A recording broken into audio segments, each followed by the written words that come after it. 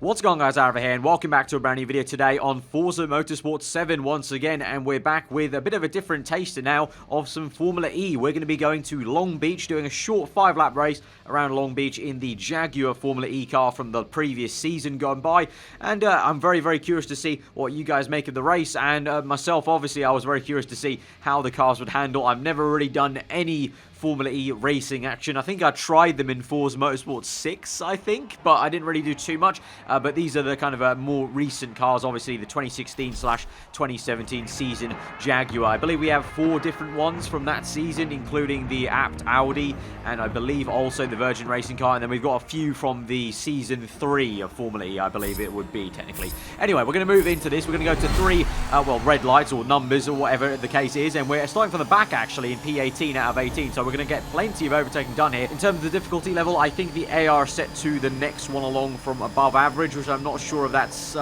skilled or expert or not. I can't really remember exactly, but it felt like a good balance overall looking back at this race. Into turn 1, the AI were a little bit slow, so we were able to gain quite a few positions. You can see here going around the outside, a few little caution flags, but definitely a little bit of hesitation there as we go side by side with the apt car there. But in terms of what we're doing in terms of the controls, I'm using an Xbox One controller in this video, but no assist, no traction control or ABS, and actually to my surprise, actually felt really good. I actually felt pretty okay, no assists on the controller, which I'm surprised by, because generally on Forza I don't go too well on the controller, no assist, but this car was pretty damn, stable and pretty nice to drive actually. I was surprised at how comfortable it felt, and definitely a different experience to obviously what I'm used to with Formula 1 cars.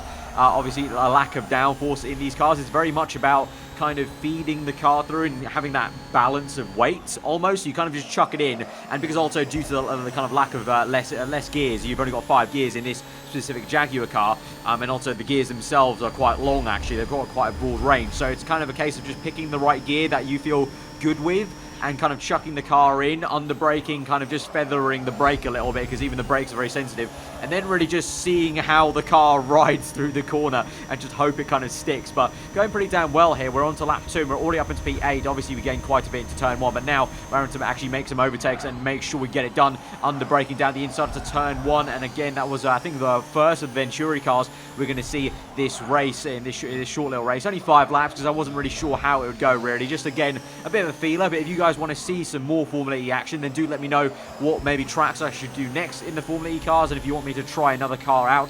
But definitely saw a fair few of you guys wanting to maybe see some Formula E action. So we go very, very close to the wall there on the left-hand side as we go to the left to get up into P6. It's going to be very close. He's still on our inside there, the driver tar, so we're going to have to give him the room in the first gear. We actually give him a bit too much room, so we have to wait till the next straight on lap 3 there. So I thought of maybe trying a switchback move there, but it just didn't work out in first gear. Got bogged down quite a bit, but then eventually we find ourselves past there on the long main straight down to turn 1, back up into P6, and we can see P5 right up ahead. So we're going to chuck it into turn 1 and try and catch him up. It's one of the Dragon Racing cars, I believe, there, so I'm not too sure if that's I think that may be one of the previous season's cars. You can tell by obviously the latest ones, 2016 to 2017 seasons, have these kind of cascades going over the front tires, which is just there for pure aesthetics, whereas the older cars, the 2015 to 2016 ones, do not have those. So that's how you can kind of tell. And I believe the Dragon Racing car we're catching up to right now is one of the older specs. As we go down the inside though, making it side by side, a little bit of argy-bargy there on the left-hander, but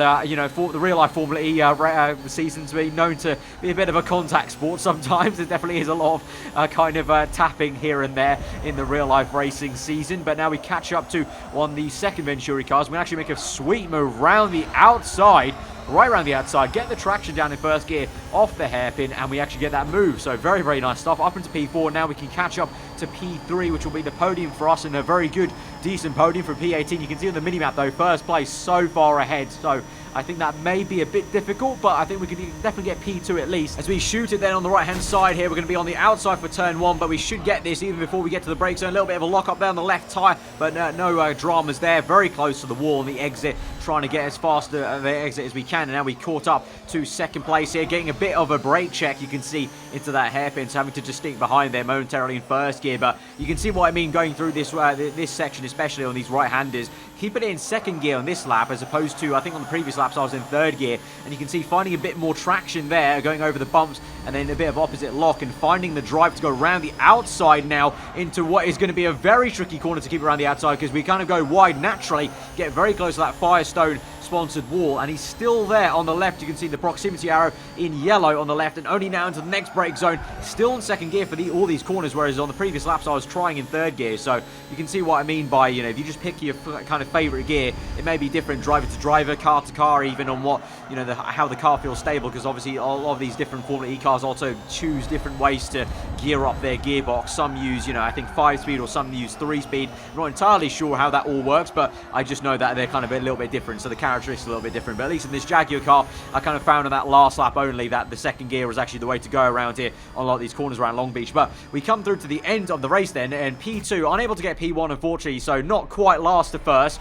but decent enough, and a really fun race around Long Beach. And that's going to be it for this very short video. I know, very, very short and sweet, but I thought, you know, we just upload it to see what you guys are thinking. If you do want to see more, maybe we do longer videos next time, and maybe we try a different circuit around here. So do leave a like if you did enjoy that Formula E action and you want to see more. Let me know what you thought in the comments below. If you're around here, then do get subscribed for weekly videos. I've been aarava. Hope you enjoy the rest of your day, and I'll see you guys next time. Goodbye.